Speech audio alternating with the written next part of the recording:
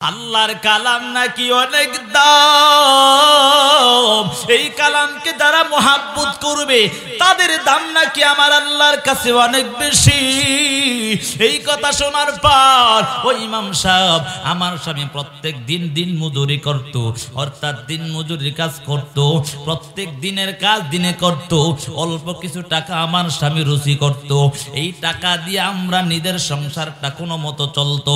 কিন্তু যখন এই বয়ান শুনতে পায়, সাথে সাথে আমার স্বামী বাড়িতে আসিয়া আমার সাথে পরামর্শ করে, ও আদরের স্ত্রী আমার, আমি তো জানি আমরা চলতে বড় কষ্ট হয়, কিন্তু আজকে ইমাম সাহেবের থেকে এমন বয়ান শুনলাম, যেই বয়ানের মধ্যে অনেক দামি একটা কথা পাইলাম। বলে কোন দামি কথা? বলে যারা নাকি আল্লাহর কালামকে মহাব্বত করবে তাদের দাম নাকি আমার আল্লাহর কাছে অনেক বেশি হয়ে যায়। এই কথা বলার পর ইমাম গাজালি শুনতেছে, তাকায় তাকায় শুনতেছি আল্লাহর বান্দি কি বলতেছে। বলে কিছুদিন আবার স্বামী টাকা জমাইয়া ওই কোরআনটাকে হাতিয়া এনে ঘরের মধ্যে রেখে দেয়, কিন্তু আমার স্বামী সারাটা দিন কাজ করত, কাজ করিয়া রাত্র যখন বাড়িতে ফিরে আমার স্বামী ওযু বানাইয়া আল্লাহ তাআলার ওই কোরআনটাকে আবার স্বামী কোনোদিনও পড়তে পারে না, কামারের কাজ করতো, এই জন্য আমার স্বামী পড়তেও পারে না। পড়তে না পারার কারণে আমার স্বামী ওই কোরআনটাকে ধরিয়া কোরআনটা একবার বুকে লাগায়, একবার মুখের মধ্যে লাগায়। আমার স্বামী তাকাইয়া দেখতাম ওই কোরআনের পৃষ্ঠাগুলো খুলিয়া আমার স্বামী বলে, হাযা কালামু রাব্বি, হাযা কালামু রাব্বি, এটা আমার মাওলার কালাম, এই কালাম যে এত সুন্দর, আমার মাওলা না জানি কত সুন্দর। ও আল্লাহ, এই কালাম আমি পড়তে পারি না, ও দয়ার মালিক, আমার এই কালাম পড়ার ভাগ্য আবার হয় না। ও আল্লাহ, এই কথা বলিয়া বলিয়া আমার স্বামী কান্না করত। তাকাইয়া দেখেন ওই যে কোরআন শরীফ তাকের মধ্যে দেখা যায়, ওই কোরআনটা পৃষ্ঠা ভিজিয়া ভিজিয়া আমার স্বামীর চোখের পানির কারণে পৃষ্ঠাগুলো কালো কালো হয়ে যায়। সুবহানাল্লাহ। ইমাম গাজালি ওই আল্লাহর বান্দিকে ডাক দিয়া বলে, ওরে ভুল, আর বলার প্রয়োজন নাই, তোমার স্বামী এই কোরআনকে মহাব্বত করার কারণে আমার আল্লাহ তোমার স্বামীর কবরকে জান্নাতের বাগান বানিয়েছে। তাহলে কোরআনের সাথে সম্পর্ক রাখার কারণে দাম আছে না নাই? কথা কয় না, আছে না? এর যুবক সন্তান, আজকে তাকাইয়া দেখো কত পয়সা, কত টাকা, কত জায়গায় না পালায়া দাও। এই যে কোরআন পড়ে, বাচ্চারা কোরআন পড়ে, এর বান্দা একবারও কি চিন্তা করো নাই? এই কোরআনটা পড়িয়া যখন একবার দোয়া দেয়, গভীর রাত সবাই ঘুমায়া যাও, তাকাইয়া দেখো ওই হেফজখানার মধ্যে গভীর রাতে উঠিয়া আল্লাহর বান্দারা যারা তোমরা সহযোগিতা করছো, ওই আল্লাহর বান্দা ওই শিশু বাচ্চাটা নামাজের মধ্যে দাঁড়ায়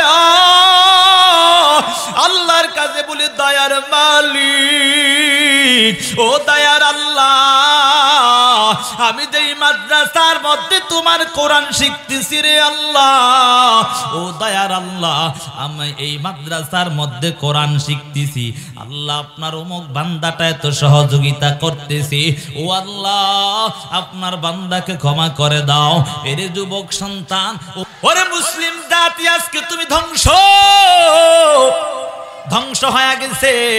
মুসলিম জাতি আজকে এমন গুনার মধ্যে নিমজ্জিত, আজকে পাঠ্য পুস্তকের মধ্যে শরীফ থেকে শরীফা পড়ানো হয়। বলে কোন দেশের হালুয়া? বলে এমন হালুয়া জানো যেই হালুয়া সেই শরীফ আগে মানুষ পুরুষ ছিল, হঠাৎ করে অন্তরের মধ্যে ধারণা আসছে আমি নারীর পোশাক পরিধান করব, আমি নারী হয়ে যাব। অন্তরে অন্তরে ধারণা করিয়া নারীর রূপ ধারণ করেছে, সে কি নারী হইছে? হ্যাঁ, নারী হইছে? আপনাদের এলাকায় হয়? হ্যাঁ, এরে মুসলমানের দল, আজকে তোমার সন্তানকে নাস্তিক্যবাদ শিক্ষা দেওয়া হয়, তাকাইয়া দেখো ওই যে ক্লাস 7 এর বইয়ের মধ্যে, ইসলাম শিক্ষা বইয়ের মধ্যে তাকায়া দেখো কেমন ভাবে ওই যে বেদিনদের কত সিনারি দিয়া ভরায়া দিছে। কথা বলেন ঠিক না বেঠিক? আজকে আমার মুসলমান সন্তান, আমরা কোরআন পড়ি, আমরা নামাজ পড়ি, আমার বাবা মুসলমান, আমার মা মুসলমান, আমার 14 গোষ্ঠী মুসলমান, কিন্তু তাকাইয়া দেখো ওই কলেজ ইউনিভার্সিটির মধ্যে পড়ায় বেঈমানদের পড়া। কথা বলেন ঠিক না বেঠিক? এজন্য সন্তানদেরকে আগে কোরআন শিখাতে হবে। কথা বলেন ঠিক না বেঠিক?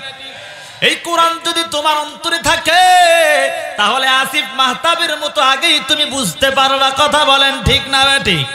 আমি তোমাকে বলি নাই তুমি স্কুলে পড়তে পারবা না। আজ তুমি যদি স্কুলে না পড়ো তাহলে এসপিডিসিওসি কিছুই হতে পারবা না। তুমি যদি স্কুলে না পড়ো বড় বড় প্রধান শিক্ষক হতে পারবা না। তুমি যদি স্কুলে না পড়ো বড় ডাক্তার হওয়া যাবে না, ইঞ্জিনিয়ার হওয়া যাবে না, ব্যারিস্টার হওয়া যাবে না। আমি এই কথা একবার বলি নাই তুমি স্কুলে পড়ার প্রয়োজন নাই। আমি বলি স্কুলে যত পড়ার প্রয়োজন মরণের আগ পর্যন্ত পড়তে থাকো, কোনো বাধা নাই।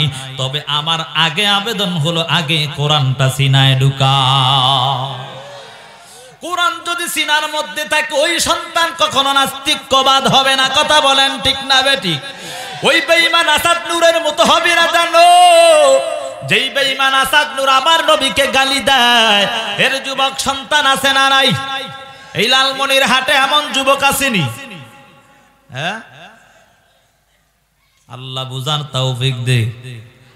কি আওয়াজ আয় না আপনাদের? এই কথাই কি চলবে আলোচনা? শেষ করে দেবো? মুনাদুদ্দ আমার লাগে ভালো ঘুমায় যাবো নাকি?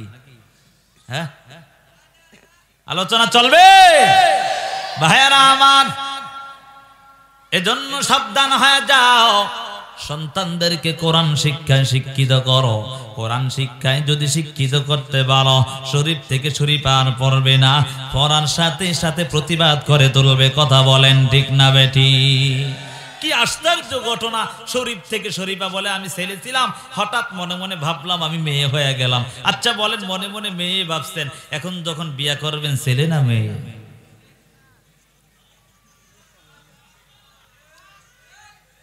বুঝেন নাই কথা? ভাবছেন অন্তরে শরীফায় আপনি হইছেন, ঠিক আছে আপনার কথাই মানলাম। বিবাহ করার সময় কি করবেন? আচ্ছা ঠিক আছে আপনার মতো আপনি করলেন, এখন মেয়ে হইছেন, মনে মনে ধারণা ছেলে, বিবাহ করলেন, এখন কি সন্তান হওয়ার আশা করা যায়? কথা বলেন, আশা করা যায়? যেই ধারণা অন্তরে নিলে, এই গুনার ধারণা যদি অন্তরে নেয়, আল্লাহর আরশ পর্যন্ত কেঁপে ওঠে। আজকে সন্তানদেরকে এমন শিক্ষা শিক্ষিত করা হয়, সমাজ আজ কুপথে চলছে। আজকে আমাদের যুব সমাজকে ধ্বংস করে ফেলেছে। আল্লাহ বুঝার তৌফিক দান করুন। যাক আলহামদুলিল্লাহ। তবে বলা হয়েছে শিক্ষাক্রমের মধ্যে ইনশাআল্লাহ পরিবর্তন আনতেছে, ঠিক না? আলহামদুলিল্লাহ। আমাদের প্রধানমন্ত্রী মুসলমান, কথা বলেন ঠিক না বেটি? তিনি অবশ্যই হজ করেছেন, ঠিক না?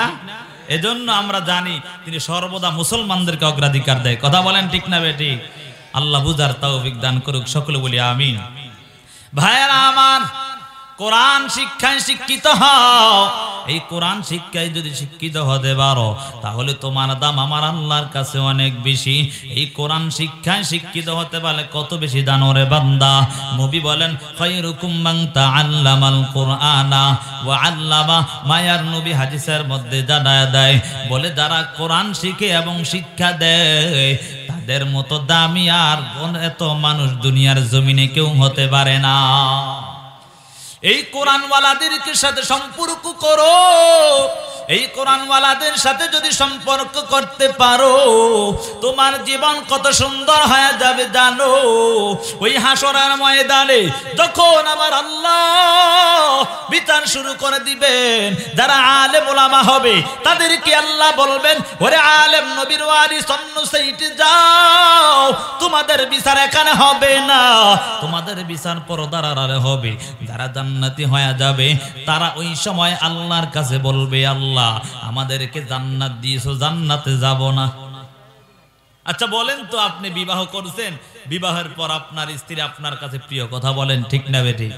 এখন প্রিয় স্ত্রী যদি কোনো কিছু আপনার কাছে চায়, সেটা আপনি দেওয়ার জন্য বাধ্য কি বাধ্য না? কথা বলে না, বাধ্য কি বাধ্য না?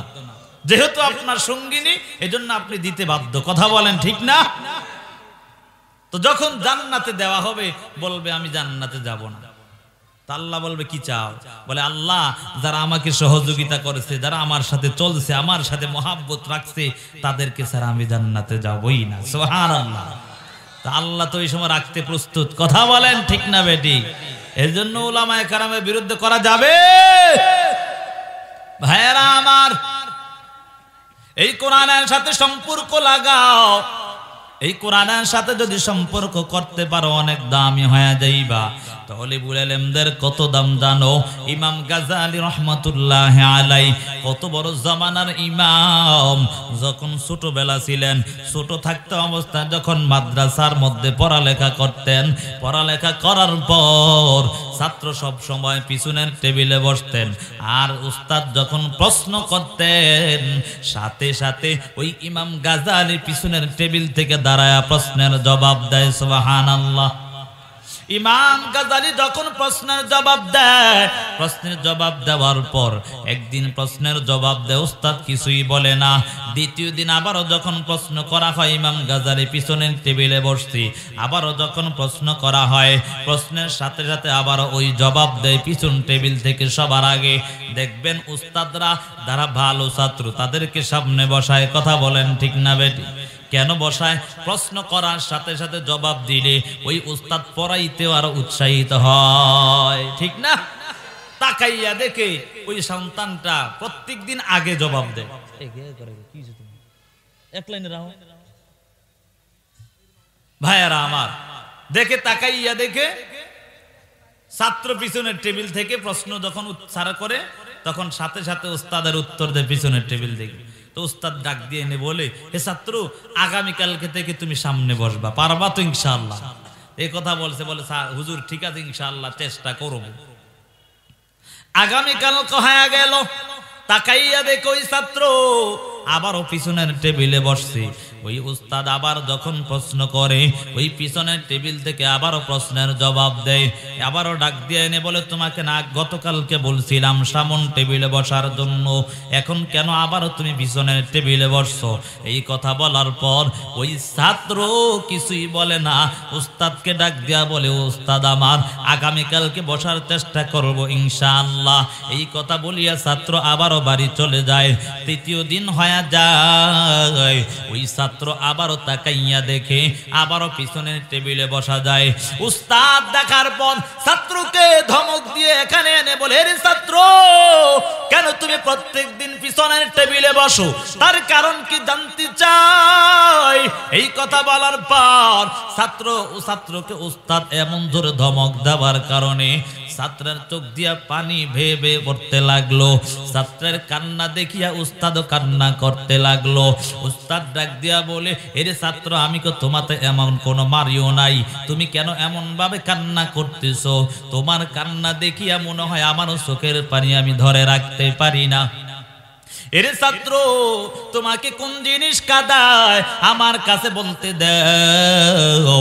ছাত্রকে যখন এই প্রশ্ন করলো, ছাত্র ওই উস্তাদের প্রশ্নের সাথে সাথে জবাব দেয়, ও উস্তাদজি, আমি যখন আমার বাড়ি থেকে বের হই, 1-1.5 ঘন্টা সময় হাতের মধ্যে নিয়া আমি মাদ্রাসায় আসার জন্য বের হই, কিন্তু আমার এমন যেন আল্লাহর কুদরত, আমি যখন ঘর থেকে বের হই, আমি ঘর থেকে বের হওয়ার সময় আমার পাটা আমি স্বাভাবিকভাবে দিতে পারি নাই, কেমন যেন আমার মাওলার কুদরত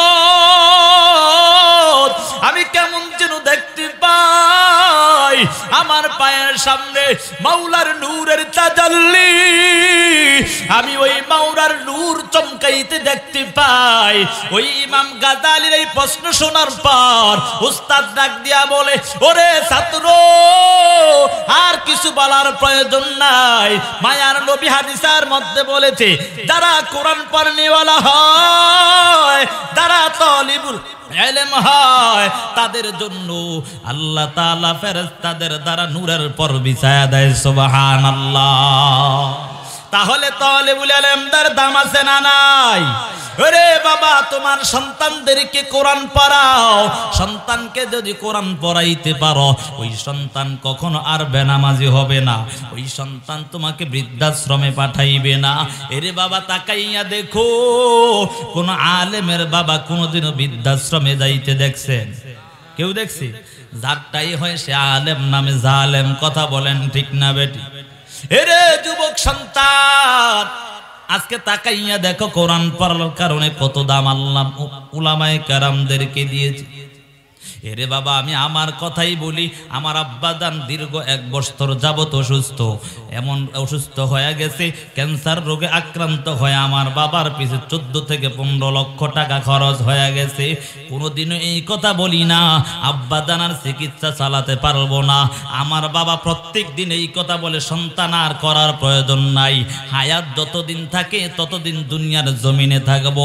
আমি ডাক দিয়া বললাম, ওরে বাবা শুনো, আমার শরীরে 1 ফোঁটা রক্ত থাকা সত্ত্বেও আমি তুমি বাবাকে কখনো আমি একবারও অবহেলা করতে পারি না। কারণ আমি জানি মায়ার নবী হাদিসের মধ্যে জানাইছে, আল জান্নাতু তাহতা আকদামিল উম্মাহাত, মা বাবার পায়ের নিচে সন্তানের বেহেশত। কথা বলেন ঠিক না বেটি? আজকে যদি সন্তান কোরআন পড়তো, তাহলে কখনো সন্তান মা বাবাকে গালি দিতে পারত না। আজকে যদি সন্তান কোরআনওয়ালা হইতো, কখনো মা বাবা আত্মীয় স্বজন মুরব্বীদেরকে গালি দিত না। কারণ ওই মা বাবা কত ধন্য জানো, যারা কোরআনওয়ালা হয় তাদের দাম কত জানো? আল্লাহর নবী হাদিসের মধ্যে জানায়া দেয়, ওই সময় হাসরের ময়দান যখন কায়েম হয়ে যাবে, ওই এমন ভয়ঙ্কর অবস্থার মধ্যে আল্লাহ তাআলা কিছু সংখ্যক মানুষদেরকে এক পাশ করিয়া তাদের মাথার মধ্যে নূরের টুপি পরায়া দেওয়া হবে। অন্যান্য মানুষরা তাকাইয়া দেখে বলবে, এই লোকরা কারা? তাদেরকে কাদেরকে দেখা যায়? বলে, এই লোকরা হলো ওই সমস্ত লোকগুলা যারা তাদের সন্তানকে কোরআনের হাফেজ বানাইছে। সুবহানাল্লাহ।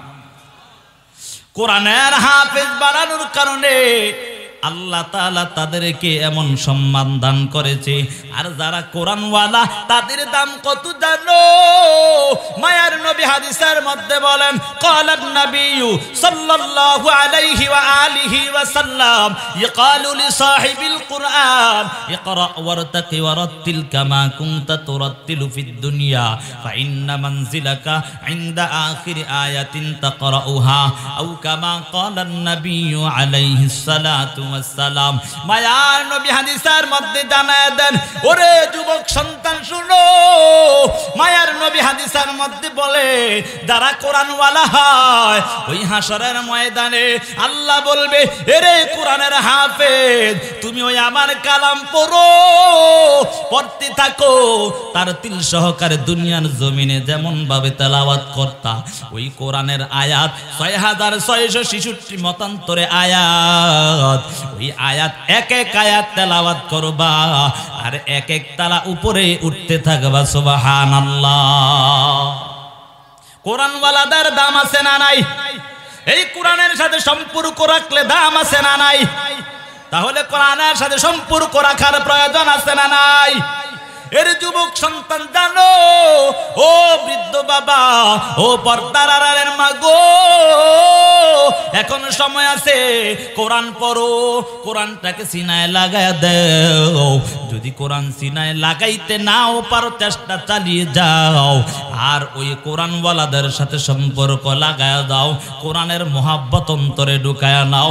এই কোরআনের মোহাব্বত যদি অন্তরে থাকে রে বাবা, তাহলে আমার আল্লাহ তাআলা জানায় দেন, তোমার এই কোরআনের জন্য নাজাতের উসিলা হতে পারে কি পারে না। ইমাম গাজালির জ্বলন্ত প্রমাণ তাফসীর কুরতুবীর মধ্যে ঘটনাটা উল্লেখ করেন।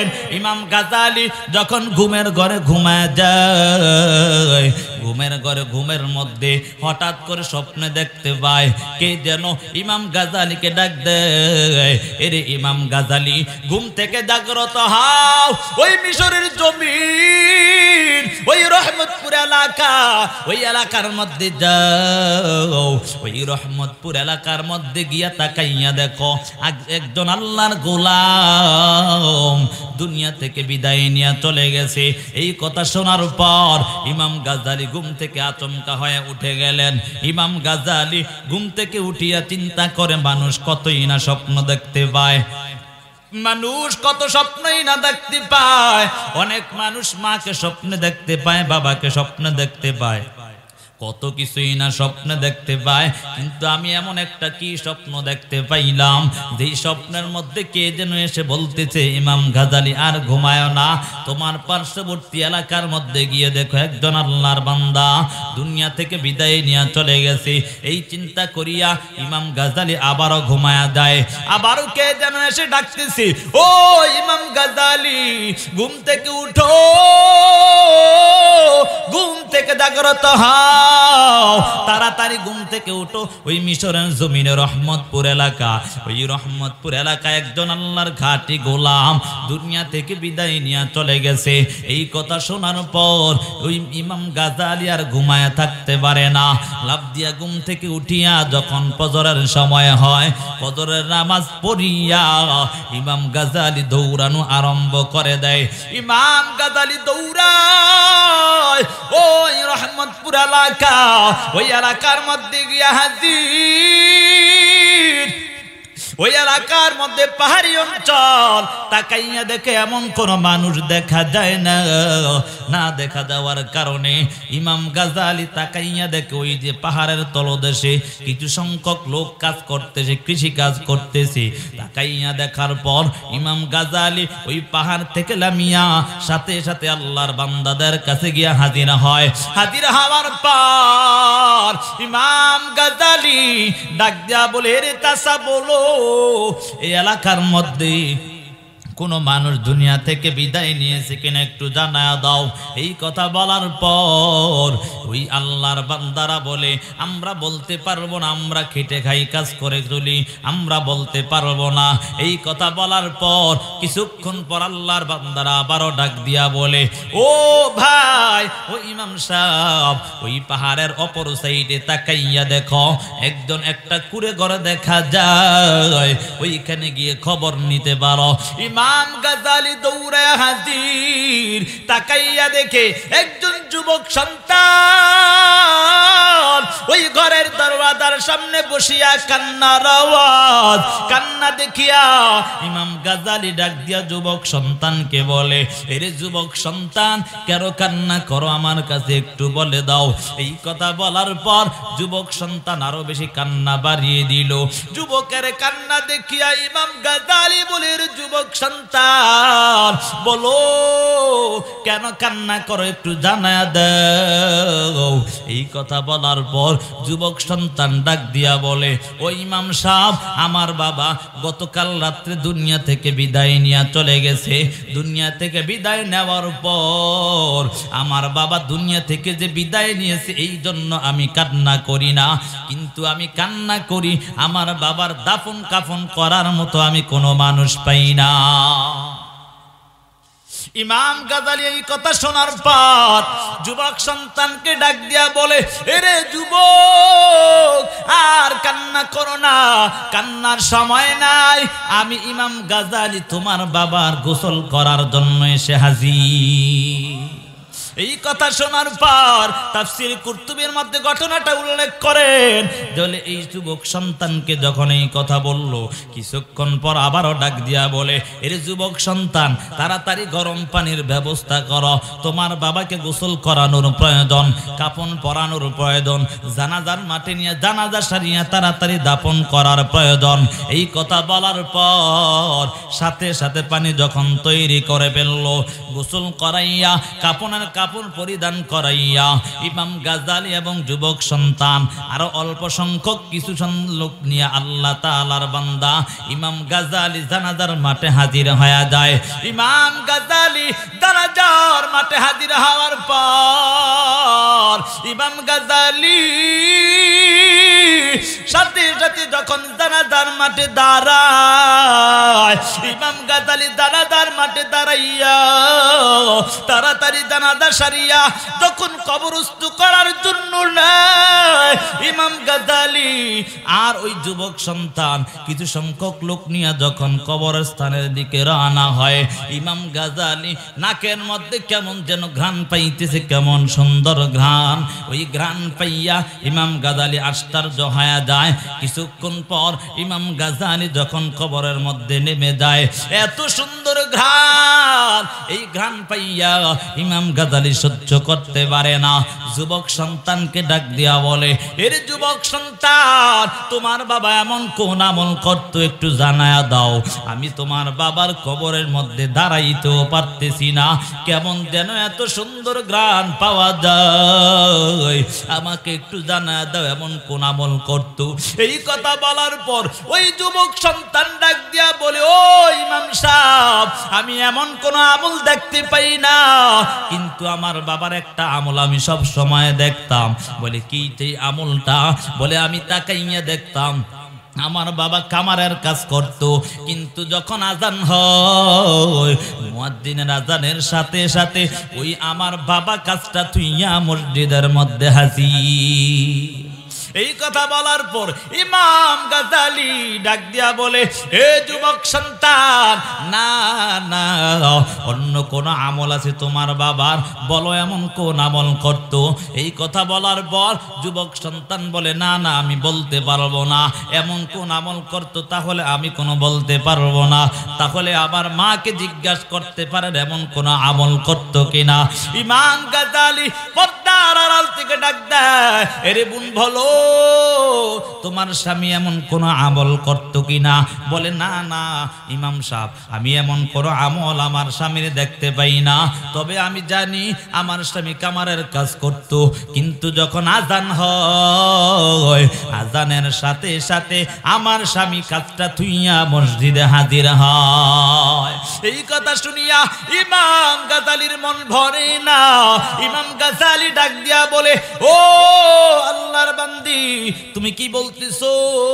কত মানুষই তো এমন নামাজ পড়ে, কত মানুষের জানাজা পড়াইলাম, কত মানুষের দাফন কাফন করলাম, কিন্তু এমন ঘ্রাণ পাই না কোথায়ও, কিন্তু তোমার স্বামীর অন্য কোনো আমল থাকতে পারে। এই কথা বলার পর আল্লাহর বান্দে কিছুক্ষণ পর ডাক দিয়া বলে, ও ইমাম সাহেব, আমার স্বামী এমন কোন আমল করতো না, কিন্তু যখন কামারের কাজ করতো, মসজিদের মধ্যে যখন নামাজের জন্য যায়, জুমার দিন ইমাম সাহেব একদিন বয়ান দিয়েছে, আল্লাহর কালাম নাকি অনেক দাম, এই কালামকে যারা মহাব্বত করবে তাদের দাম নাকি আমার আল্লাহর কাছে অনেক বেশি। এই কথা শোনার পর ওই ইমাম সাহেব, আমার স্বামী প্রত্যেক দিন দিন মজুরি করত, অর্থাৎ দিন মজুরি কাজ করত, প্রত্যেক দিনের কাজ দিনে করত, অল্প কিছু টাকা আমার স্বামী রুচি করত, এই টাকা দিয়ে আমরা নিজের সংসারটা কোনো মতো চলতো। কিন্তু যখন এই বয়ান শুনতে পায়, সাথে সাথে আমার স্বামী বাড়িতে আসিয়া আমার সাথে পরামর্শ করে, ও আদরের স্ত্রী আমার, আমি তো জানি আমরা চলতে বড় কষ্ট হয়, কিন্তু আজকে ইমাম সাহেবের থেকে এমন বয়ান শুনলাম, যেই বয়ানের মধ্যে অনেক দামি একটা কথা পাইলাম। বলে, কোন দামি কথা? বলে, যারা নাকি আল্লাহর কালামকে মহাব্বত করবে তাদের দাম নাকি আমার আল্লাহর কাছে অনেক বেশি হয়ে যায়। এই কথা বলার পর ইমাম গাজালি শুনতেছে, তাকায় তাকায় শুনতেছি আল্লাহর বান্দী কি বলতেছে।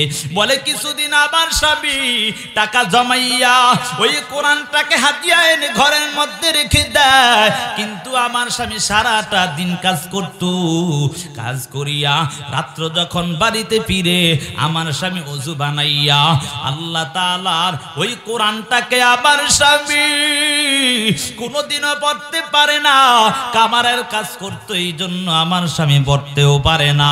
পড়তে না পারার কারণে আমার স্বামী ওই কোরআনটাকে ধরিয়া কোরআনটা একবার বুকে লাগায়, একবার মুখের মধ্যে লাগায়।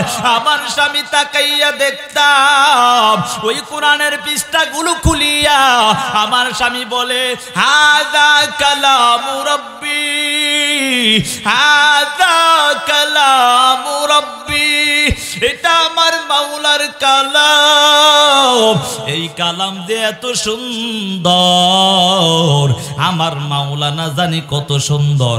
ও আল্লাহ, এই কালাম আমি পড়তে পারি না।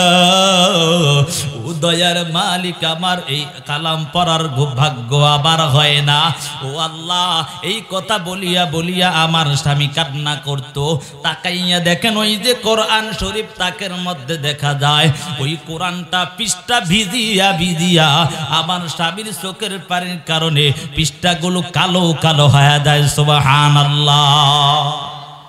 ইমাম গাজালি ওই আল্লাহর বান্দিকে ডাক দিয়া বলে, ওরে ভুল, আর বলার প্রয়োজন নাই।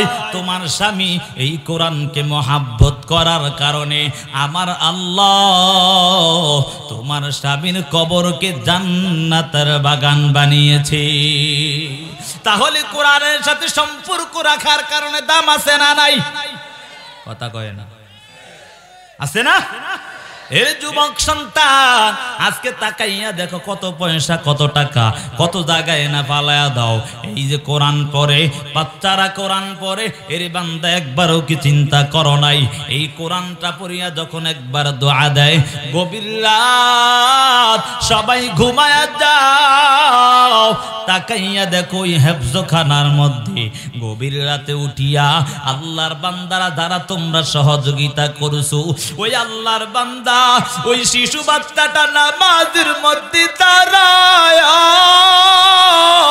আল্লাহর কাছে বলে, দয়ার মালিক, ও দয়ার আল্লাহ, আমি যেই মাদ্রাসার মধ্যে তোমার কোরআন শিখতেছি রে আল্লাহ, ও দয়ার আল্লাহ, আমি এই মাদ্রাসার মধ্যে কোরআন শিখতেছি, আল্লাহ আপনার অমুক বান্দাটা এত সহযোগিতা করতেছি, ও আল্লাহ আপনার বান্দাকে ক্ষমা করে দাও। এর যুবক সন্তান ও বৃদ্ধ বাবা শুনে নাও, নবী হাদিসের মধ্যে জানায়া দেয়, তলবুল ইলমের দোয়া আল্লাহ ফিরত দেন নাই। শুধু তা নয়, গভীর রাতে আমার মাওলা প্রথম আসমানে আসিয়া ডাক দেয়, বলে, ও আমার গোলাম, তুমি কি চাও বলো। এই কথা বলিয়া বলিয়া ডাক দেয়, কে কি চাও। ওই গভীর রাতে যখন শিশু বাচ্চাটা তোমার জন্য দোয়া করে আমার আল্লাহ, ওই শিশু বাচ্চার দোয়া খালি হাতে ফিরত দেয় না। তাকাইয়া দেখো ওই মাদ্রাসার মধ্যে কত এতিম। এই যে শীতের সময় তোমার সন্তানগুলা একটা কাপড় হয় না, 10টা কাপড়ের ব্যবস্থা করো। একটা পোশাক ভালো দেখা যায় না, আরো 2টা পোশাক কিনে দেওয়া আছে না নাই? কথা কয় না, আছে না নাই? নিজের সন্তান একটা খাবার ভালো না, এই জন্য খেতে পারে না, আরো 10 রকমের খাবার কিনে দেয়। ওই মাদ্রাসার মধ্যে গিয়া তাকায়া দেখো কত ছোট ছোট বাচ্চা এতিম, মা নাই, বাবা নাই। ওই বন্ধের সময় ঘরে যায় না, বাড়িতে যায় না। প্রশ্ন করা হয়, এরে ছোট বাচ্চা তুমি কেন বাড়িতে যাও না? বলে, হুজুর আমার বাড়িতে যাইতে মনে চায় না, আমার ঘরে মা নাই, বাবা নাই। এই কথা বলিয়া কান্না করে। এরে বাবা জানো ওই এতিমদের কত দাম, ওই এতিমদের কত দাম। আমার মায়ার নবী বড় এতিম, যার মা নাই, বাবা নাই, যিনি মায়ের উদরে আসার পর বাবা দুনিয়া থেকে বিদায় নিয়ে চলে গেল। 6 বছর বয়সে মাও চলে গেল, 8 বছর বয়সে দাদাও চলে গেল। ওই মায়ার নবী বড় এতিম, কত কষ্ট করে করেই না নিজের জীবনটা পরিচালনা করেছে। আমার মায়ার নবী এই কোরআনের দাওয়াত দেওয়ার জন্য বেঈমান মুশরিকদের কত আক্রমণ শিকার হয়েছে। তুমি কি জানো ওই তায়েফের ময়দানে আবার নবীকে কতই না আক্রমণ করেছে। ওই বেঈমানরা লেলাইয়া দেয় ছোট ছোট বাচ্চাদেরকে, ডাক দিয়া বলে, ওই মক্কা নগরীর থেকে একজন পাগল। এই কথা বলিয়া পাথর নিক্ষেপ করে আর বলে, তাকে এখান থেকে তাড়ায়া দাও। সেই মায়ার নবী হাদিসের মধ্যে জানায়া দেয়, এরে আমার উম্মতেরা শুনে রাখ, আমি নবী বড় এতিম, আমি নবীর মা নাই বাবা নাই। আমি জানি এতিমের কত ব্যথা। সেই মায়ার নবী একদিন রাস্তা দিয়া হেঁটে হেঁটে মসজিদে নববীর দিকে হেঁটে যায়।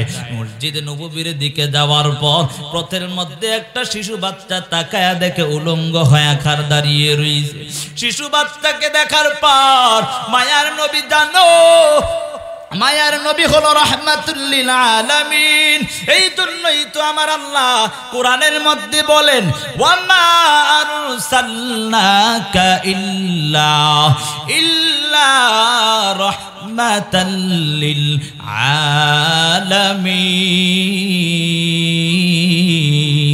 আলামিন। আল্লাহ তাআলা কোরআনের মধ্যে বলে এ আমার বান্দারা শুনো, আমার মায়ার নবী ওই দুনিয়ার জমিনে রহমত, সব কিছুর জন্য আমার নবী হলো রহমত। সেই মায়ার নবী মসজিদে নববীর দিকে যায়, তাকাইয়া দেখে রাস্তার পাশে শিশু বাচ্চা দাঁড়াইয়া দাঁড়াইয়া কান্না করে। মায়ার নবী দেখিয়া ওই শিশু বাচ্চাটাকে প্রশ্ন করে রে বাবা কেন কান্না করো বলো। এই কথা বলার পর শিশু বাচ্চাটা ডাক দিয়া বলে চাচা আমি আপনার কাছে বলবো না, আমি আমার মায়ার নবীর কাছে বলবো, কারণ আমি বড় এতিম, আমার নবীও নাকি বড় এতিম। সেই নবী আমার এতিমের দুঃখ বুঝবে, এই জন্য আমি আপনার কাছে বলবো না। মায়ার নবী ডাক দিয়া বলে এরে বাচ্চা বলো আমি সেই নবী। এই কথা বলার পর ওই বাচ্চা ডাক দিয়া বলে নবী আমার দুনিয়ার জমিনে মা নাই বাবা নাই, এই জন্য আমি বড় এতিম, আমি ভালো কোনো পোশাক পরতে পারি না, খাইতেও পারি না। ও নবী আমার এই জন্য আমি আপনার জন্য দাঁড়িয়ে রইলাম। আপনি নবী নাকি বড় এতিম, এতিমের দুঃখ বুঝেন। এই কথা শোনার পর মায়ার নবী শিশু বাচ্চাটাকে হাতে ধরিয়া বাড়ির দিকে রওনা হয়।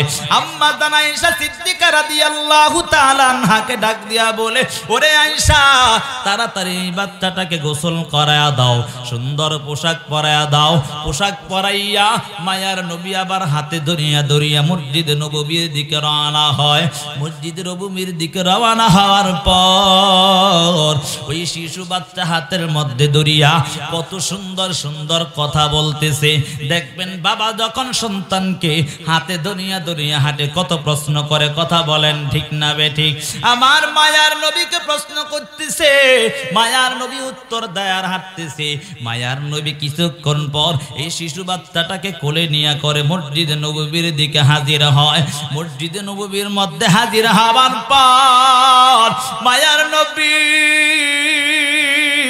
মসজিদে নববীর মধ্যে হাজির হওয়ার পর মায়ার নবী মিম্বারের মধ্যে বসে গেলেন। শিশু বাচ্চাটা সামন দিকে বসে গেল। আল্লাহর নবী ওই শিশু বাচ্চাটাকে সামন দিক থেকে উঠাইয়া আল্লাহর নবী নিজের মিম্বারে এক পাশে বসায়া দিলেন। সকল সাহাবায়ে কেরাম কানাঘোষা করতে লাগলো, এটা আবার কোন বাচ্চা? নবীর তো কোনো ছোট বাচ্চা নাই, সবাই মারা গেল, এটা আবার কোন বাচ্চা আসলো নবী এত আদর করতেছে। এই কথা শোনার পর মায়ার নবী হালত বুঝতে পারিয়া ওই সাহাবায়ে কেরামদেরকে ডাক দিয়া বলে ও সাহাবায়ে কেরাম শুনো, আমি বুঝতেছি তোমাদের অন্তরের মধ্যে কি প্রশ্ন, আমি বুঝতে পারি, এখন শুনতে নাও। এই বাচ্চাটা কে হতে পারে? এই জন্য তোমাদের অন্তরের মধ্যে এই প্রশ্নটা জাগতেছে। এই কথা বলার পর সকল সাহাবায়ে কেরাম বলে ইয়া রাসূলুল্লাহ আপনি সত্যই বলেছেন। বলে এই বাচ্চাটাকে আপনার কাছে আসিয়া হাজির, আপনার পাশে বসতেছে, একটু জানতে চাই। এই কথা বলার পর মায়ার নবী ডাক দিয়া বলে ও সাহাবায়ে কেরাম শুনো, আমি নবী বড় এতিম, আমি নবীর মা নাই বাবা নাই, আমি নবীর মা নাই বাবা নাই, আত্মীয় স্বজন কেউ দুনিয়ার জমিনে নাই, আমি নবী এতিম, এই জন্য এতিমের দুঃখটা আমি বুঝতে চাই। এই শিশু বাচ্চাটা বড় এতিম, এই শিশু বাচ্চাটার মা নাই বাবা নাই, এই জন্য আমি রাস্তার মধ্যে পাইয়া শিশু বাচ্চাটাকে আমি কোলে তুলিয়া গোসল করাইয়া তারপর এখানে নিয়ে আসলাম তোমাদের কাছে একটা বাণী পৌঁছানোর জন্য। আমার পক্ষ থেকে একটা বাণী হলেও উম্মতের মাঝে পৌঁছায়া দিবা। বাল্লিগু আন্নি ওয়ালাউ আয়া, আমার পক্ষ থেকে একটা বাণী হলেও আমার উম্মতের কাছে পৌঁছায়া দিবা। ও সাহাবায়ে কেরাম শুনো, এই এতিমদার দিয়ে আমি বুঝাইলাম, আর এই এতিমদেরকে কাছে পাইয়া মাথার মধ্যে হাতটা ভুলায়া দেয়। তাদের দাম কত কত দাম জানো? বলে এই এতিম বাচ্চার মাথার মধ্যে যত চুল থাকবে ওই চুল পরিমাণ সওয়াব তার আমল নামায় দেওয়া হয়। अमल से बनती है ये जन्नत भी जहन्नम, अमल से बनती है ये जन्नत भी जहन्नम। ये खाके में फितरत ना नूरी है ना नारी, ये खाके में फितरत ना नूरी है ना नारी। এই জন্য মুমিনের দল এখনো সময় আছে, নিজের জীবনটাকে সুন্দর করে নাও। নিজের জীবন যদি সুন্দর করতে পারো দুনিয়াতেও তোমার দাম বেড়ে যাবে, আখিরাতেও তোমার দাম বেড়ে যাবে।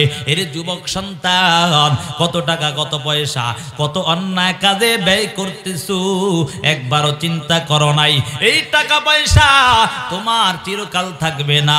তুমি একদিন কিন্তু দুনিয়া থেকে চলে যাইতে হবে। কথা বলেন ঠিক না বেঠিক? অন্ধকার কবর যদি গুনাহ নিয়ে যাও তাহলে তোমার জন্য জাহান্নাম অবধারিত হয়ে যাবে।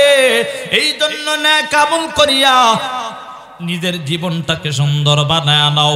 এর যুবক সন্তান ও বৃদ্ধ বাবা পর্দার আড়ালের মাগো, নিজের জীবনটাকে সুন্দর বানাইয়া যদি কবরে যাইতে পারো কবর তোমার জন্য ভালো হয়ে যাবে। ওই কবর প্রত্যেক দিন ডাক দেয়, এর বনিয়াদম আমি কিন্তু পোকামাকড়ের ঘর, আমি সব বিচ্ছুর ঘর, আমার কাছে আসতে হলে নেক আমল নিয়া আয়। এই নেক আমল যদি তোমার না থাকে আমি কবর কিন্তু তোমার সাথে খারাপ ব্যবহার শুরু করব, আর যদি নেক আমল থাকে তোমার সাথে ভালো ব্যবহার করব।